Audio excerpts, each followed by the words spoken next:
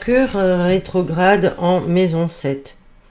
Donc là, on dit que, Schulman nous indique que Mercure rétrograde à une position difficile. Pourquoi? Parce que les tentatives d'analyse du natif sont toujours teintées de ce qu'il perçoit à travers le filtre des yeux des autres.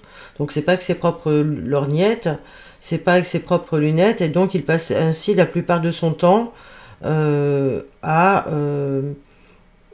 entrer puis ressortir de ce qu'il a déjà vécu pour évaluer les plaisirs et les déplaisirs de ceux qu'il aime. Donc il passe par des expériences frustrantes dans les domaines du mariage notamment, de la carrière, de la famille, et il peut chercher à revoir les choses pour mettre en accord les idées de tous ceux qui l'entourent. Donc c'est quelqu'un qui va toujours revoir la copie, mais en essayant de voir ce que les autres voient et veulent.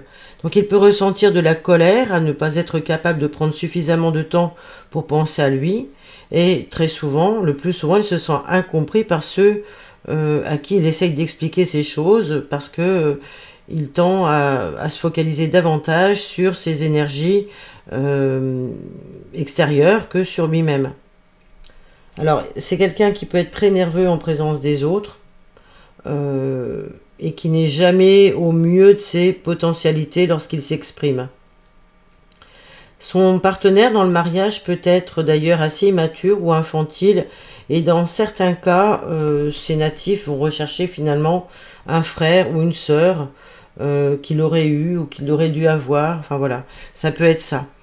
Donc ce sont des natifs qui restent dans une indécision, à moins que d'autres facteurs forts du thème puissent leur donner une autre tendance. Sinon ils vont s'appuyer sur les autres et s'en servir comme béquille pour pallier un manque d'assurance, et pour aussi les aider à prendre des décisions. Mais en même temps, il faut savoir que l'inverse est également vrai, et que c'est quelqu'un qui est capable de prendre des décisions pour les autres et de les prendre en charge aussi également. Donc c'est très souvent quand même quelqu'un qui va être capable de jouer les médiateurs dans des situations conflictuelles, pour essayer de faire rejoindre toutes les parties.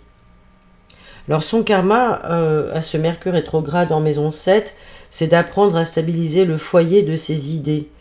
Le foyer de toutes ses idées à travers donc les besoins de son entourage. Alors bien sûr qu'en même temps, il va devoir travailler sur son expression et sur sa capacité à se faire comprendre.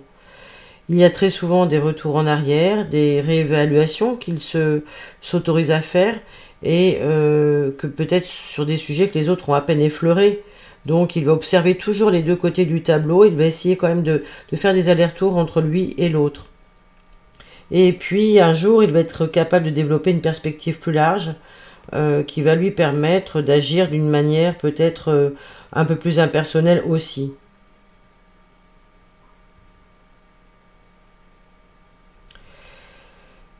Donc, il y a bien sûr de la frustration dans ce Mercure, qui est une planète assez personnelle plutôt.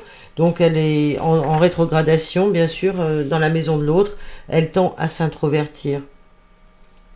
Alors, bon, c'est pas forcément ce que Schulman nous indique, il y a les deux, donc c'est plutôt à vous de voir si c'est ce que vous ressentez, si vous êtes Mercure rétrograde en maison 7, si vous sentez plutôt introverti ou s'il y a une part de vous qui reste introvertie dans votre rapport avec les autres. Moi, je pense que c'est plutôt ça, en fait. Voilà, donc si vous avez apprécié cette vidéo, n'hésitez pas à liker, à partager et à commenter. Et surtout, si vous avez appris quelque chose, merci à vous.